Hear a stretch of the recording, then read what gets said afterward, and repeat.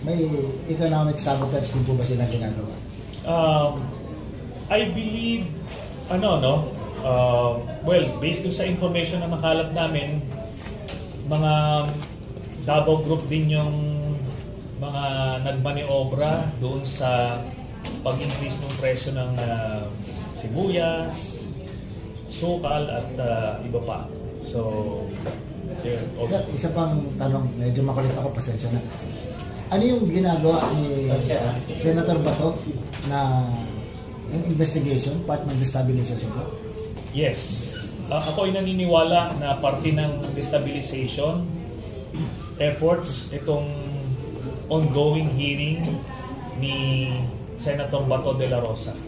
Part ng kanilang communications plan ito yung nakikita nilang isang posibleng mag-agitate sa taong bayan at sa mga miyembro ng AFP.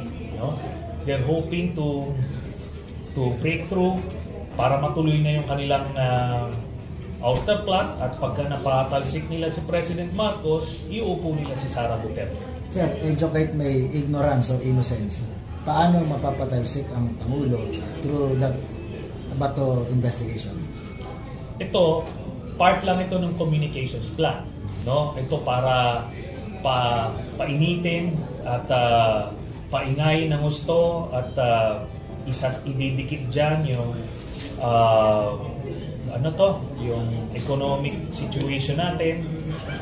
So, maghahanap sila ng paraan para na mahila nila, makumbinsi nila ng taong bayan na umaklas, At more importantly, para makakuha sila ng suporta sa AFP.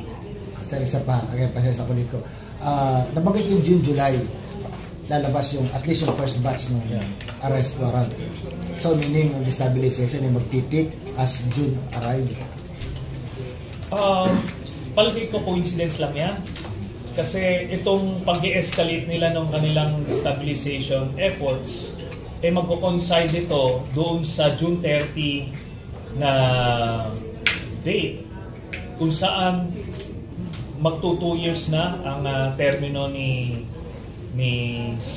Vice President Sara Duterte, and therefore kung makakapwesto siya after that, eligible siya for re-election sa 2028, just like what happened kay JP. So, tinatarget yung 10-year rule. Yes. Isa yon sa tinatarget. Kasi sinusubukan nila before kung natuloy yung kanilang coup, rebellion, withdrawal of support, people power, kung ano man, ay pwedeng si Duterte mismo ipepwesto nila, or kung by impeachment, si Sara Duterte ang ipepwesto nila.